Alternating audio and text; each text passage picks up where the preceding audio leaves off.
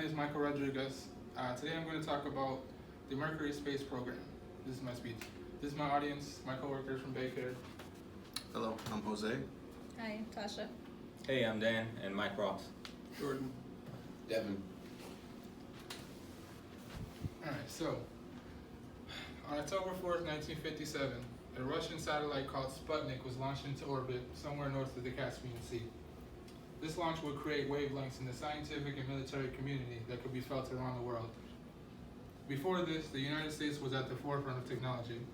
This included automotive design, medical research, and electronics. This all changed after the Sputnik launch. A chink can be seen in the United States armor for the first time. The response was the Mercury space program, a program that gathered the best American talent to travel to space. Although the project started as a response to a perceived Russian threat, it spawned an era of great technological advances and feats the likes of the world never even dreamed of. What was the Mercury space program? According to NASA.gov, the Mercury space program was the design and implementation of America's first attempt at manned spaceflight. The program lasted from 1957 through 1963 and consisted of 20 launch attempts and six successful spaceflights missions flown by 6 different astronauts. The first mission was named Mercury Redstone. It was launched on May 5th, 1961. It was flown by Alan B. Shepard. It lasted a total of 15 minutes and 28 seconds. The last mission was the Mercury Atlas 9. It was flown on May 15th, 1963. It was flown by astronaut Leroy Gordy Cooper. It lasted a total of 34 hours, 19 minutes, and 49 seconds. It completed 22 orbits around the Earth. This was important because it gave scientists a chance to study the effects of space on the human body. What were the goals of the Mercury space program? According to John Ketchpole, author of Project Mercury, NASA's first manned flight space program, Mercury space program had 3 main objectives. The first was to put a human in orbit around the Earth. The second was to study the effects of space on the human body. They would do this by testing heart rate, blood pressure, respiration, body temperature, and body weight. They did this during pre-flight, in-flight, and post-flight circumstances. These tests showed that humans could survive in space. The third, and probably the most important objective, was to safely return a human from orbit to Earth.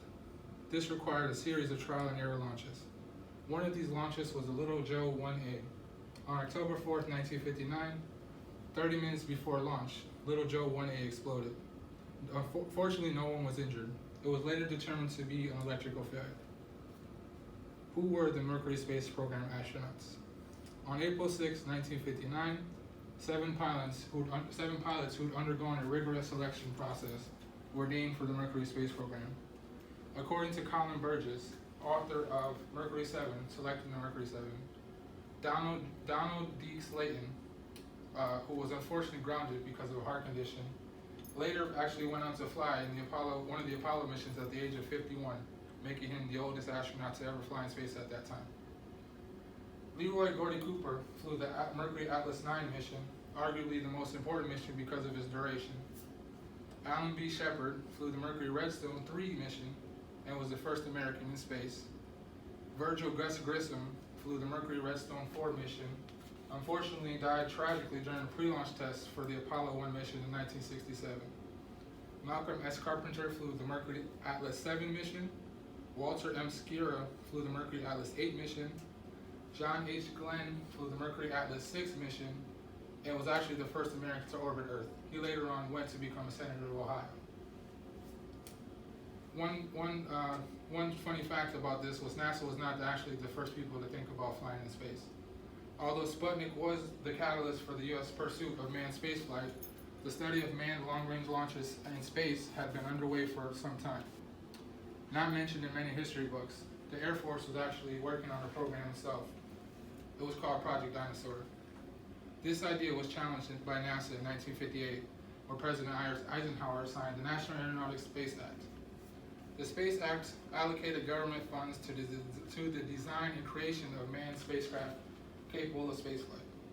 The Air Force argued that Project Dinosaur would produce technology that would vastly improve military capabilities such as navigation, reconnaissance, and communications.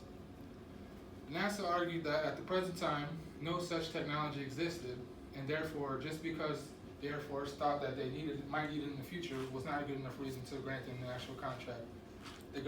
NASA argued that this should be awarded to them because it should be research and not actual military operations. The government agreed. They actually granted NASA the contract in August of 1958. Project Mercury was one of the single greatest achievements in American history. Not only technology, but the medical data collected from these missions demonstrated that humans could survive in space. For the first time ever, spaceflight wasn't something only seen in sci-fi movies. It was actually possible, and our new reality. The technology developed in the Mercury space program would pave the way for all future NASA missions. President Kennedy summarized it best when he said, "We set sail on the new sea because there are we set sail on the new sea because there is new knowledge to be gained and new rights to be won, and they must be won and used for the progress of all people."